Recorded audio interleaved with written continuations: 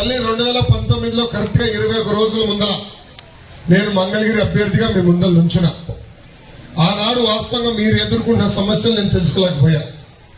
అదేవిధంగా నేనేంటో మీకు అర్థమవలేదు. ఎన్నికలు అయిపోయినాయి. 5350 ఓట్లతో నేను ఓడిపోయాను తల్లి.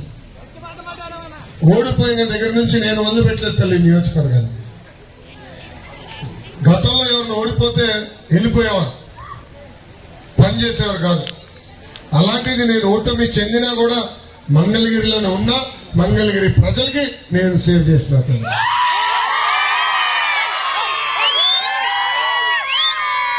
ఈ రోజు ఈ సభాముఖంగా కరకట కమల్ హాసన్ గారికి సూటిగా ప్రశ్న వస్తుంది.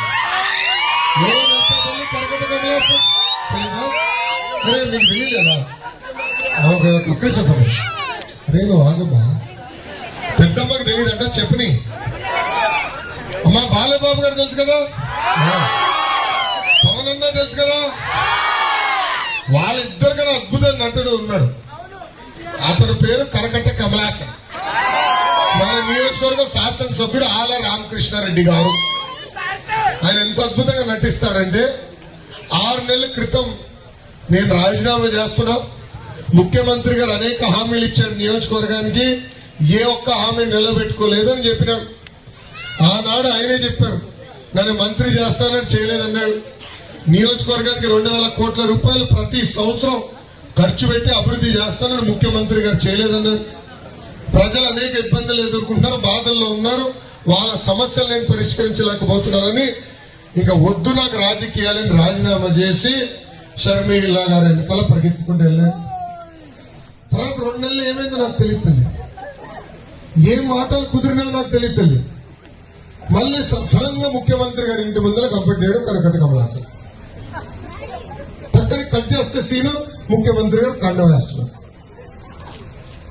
ఇంత అద్భుతంగా నటుడు.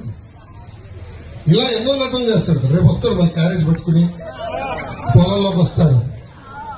మళ్ళీ అదేదో క్యారేజ్ నుంచినట్టు ఒక యాక్టింగ్, మళ్ళీ ఇంకొక యాక్టింగ్. ఇటు అద్భుతమైన నటన మొదలు పెడతాం. తల్లి నటన నాకు తెలుస్తాను. ముందున్నట్టుగా చెప్తా, చేయగలిగితే చేస్తానంట, చేయలేకపోతే క్షమించండి నేను చేయలేనండి చెప్తా. అమ్మా నేను ఓడిపోయిన తర్వాత కూడా కేఆర్ కొండూరుకి ఆరోగ్య రథాలు పంపించాను. మీకు ఉచితంగా అనారోగ్యంగా ఇబ్బంది పడుతుంటే, ఊర్లో ఎవరైనా అనారోగ్యంగా ఇబ్బంది పడుతుంటే వాళ్ళకి ఉచితంగా మందు బిల్లు మనం అందించాం. నిరుపేద కుటుంబాలు ఆదుకునే దానికి, స్వయం ఉపాధి కల్పించడానికి ట్రైనింగ్ ఇచ్చి కుట్టు మెషిన్ కూడా అందజేశాం. నిరుపేద కుటుంబానికి తోపుడు బండ్లు అందజేశాం. నాకు తెలిసినంత వరకు దాదాపు 70 కుటుంబాన్ని ప్రతిపక్షంలో ఉంటూ ఆరోగ్య రథం కాకుండా ఆదుకుంటాం జరుగుతుంది. అదే గాని మీరు నన్ను ఆశీర్వదించి దీవించి భారీ మెజార్టీతో శాసనసభ పంపిస్తే నియోజకవర్గం రూపురేఖ మార్చే బాధ్యత నేను తీసుకుంటాను.